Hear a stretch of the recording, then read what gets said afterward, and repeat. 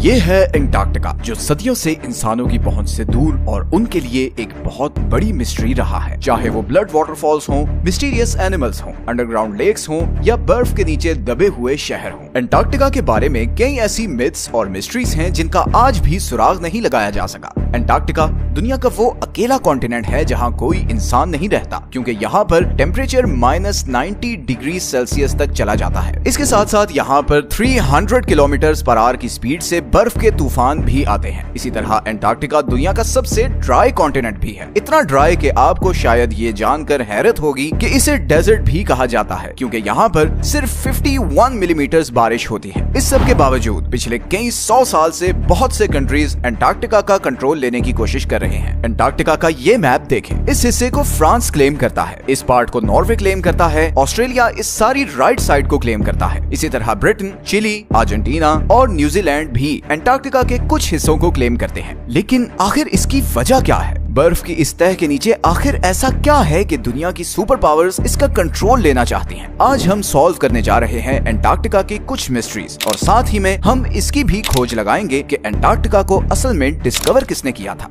और आखिर में हम ये भी देखेंगे कि इस बर्फ के नीचे आखिर ऐसे क्या राज छुपे हैं जिन्हें दुनिया की सुपर पावर्स जानती हैं और इसीलिए वो एंटार्क्टिका का कंट्रोल लेना चाहती हैं।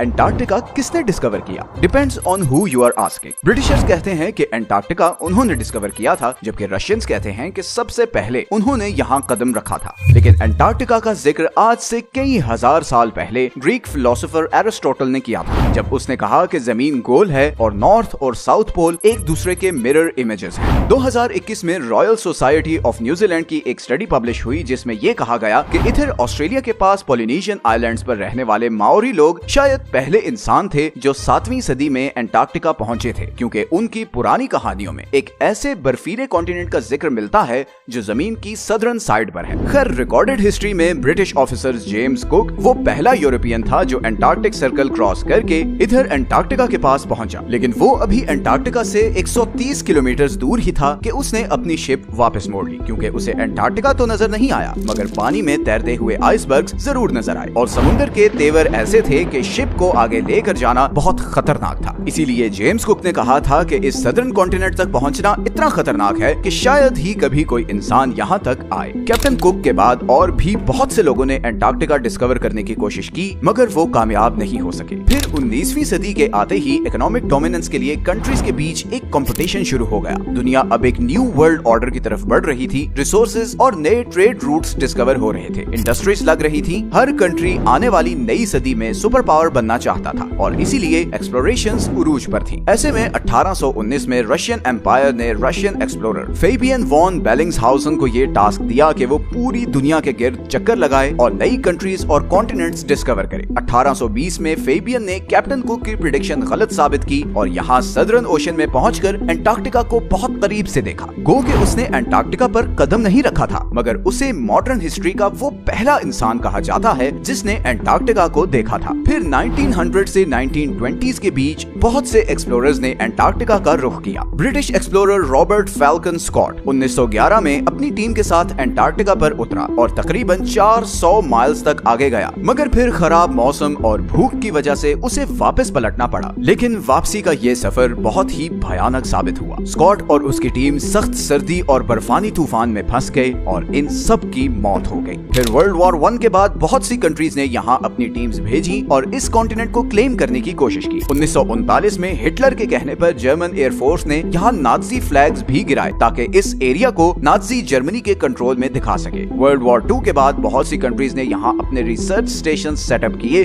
और यहीं से फिर एंटार्क्टिका के बारे में मिस्टीरियस डिस्कवरीज होना शुरू हुई। सबसे पहली और बड़ी मिस्टीरियस डिस्कवरी ये है कि किसी जमाने में एंटार्क्टिका पर बर्फ नहीं बल्कि घने जंगल थे। इंपीरियल कॉलेज ऑफ लंदन के साइंटिस्ट्स के मुताबिक उन्हें यहाँ फॉसिलाइज्ड वुड मिली, जिससे पता चलता है कि करीबन 90 मिलियन ईयर्स पहले एंटार्क्टिका एक गर्म कॉन्टिनेंट था जहाँ पर घने जंगल होते थे। इसके अलावा उन्हें यहाँ कुछ ऐसे इंसेक्ट्स के फॉसिल्स भी मिले जो सिर्फ गर्म इलाकों में होते हैं। एंटार्क्टिका के बारे में दूसरी बड़ी और मिस्टीरियस डिस्कवरी ये थी कि इस 3 किलोमीटर की बर्फ के नीचे 400 लेक्स हैं जिनका अपना ही इकोसिस्टम है। वहाँ पर ऐसे समुद्री जानवर हैं जो पूरी दुनिया में कहीं नहीं होते, जैसे ये बड़े बड़े स्पाइडर्स और सी थ्रू जेलीफिश। ये बर्फ के नीचे एक अलग ही दुनिया है। इसी तरह अंटार्कटिका पर एक और चीज जिसने बहुत से एक्सप्लोरर्स को बहुत सालों तक पजल किए रखा, वो ये खूनी चश्मे हैं। मैकमर्डो की वैली में ये वाटरफॉल ऐसे है जैसे बर्फ से खून निकल रहा हो। मगर हाल ही में साइंटिस्ट्स ने ये डिस्कवरी की है कि इस वाटरफॉल का सुर्ख रंग इसलिए है क्योंकि इस चश्मे को एक बहुत ही सॉल्टी लेक से पानी आता था, जिस पर अब कई 100 फुट बर्फ पड़ चुकी है और वो लेक एटमॉस्फेयर से बिल्कुल कट ऑफ है। इस पानी में बहुत ज्यादा आयरन है और इसीलिए जब ये पानी चश्मे में आता है तो ऑक्सीजन और धूप की वजह से पानी में मौजूद आयरन ऑक्सीडाइज होता है और उसका बिल्कुल जंग जैसा कलर हो जाता है। अंटार्कटिका के बारे में तीसरी सबसे बड़ी मिस्ट्री और कॉन्स्पिरेसी ये है कि इस बर्फ के नीचे कोई एंशिएंट सिविलाइजेशन है। बहुत से लोगों ने ये क्लेम किया है कि यहाँ पर एलियन स्पेस शिप्स भी देखी गई हैं। 2016 में गूगल अर्थ पर अंटार्कटिका में बहुत सी अनयूजुअल एक्टिविटीज रिकॉर्ड की गई हैं। कॉन्स्पिरेसी थ्योरिस्ट्स जहाँ इन्हें एलियन यूएफओज कहते रहे, वहीं बहुत से पॉलिटिकल एक्सपर्ट्स के नजदीक ये अमेरिका और दूसरे कंट्रीज के सीक्रेट एयर ऑपरेशंस हैं जो वो अंटार्कटिका में कर रहे हैं। और यहीं पर आता है अंटार्कटिका का वो हिडन पॉलिटिकल फ्रंट जिससे बहुत कम लोग अवेयर हैं। जहां बाकी पूरी दुनिया दूसरे जियोपॉलिटिकल इश्यूज में उलझी हुई है, वहीं अमेरिका, चाइना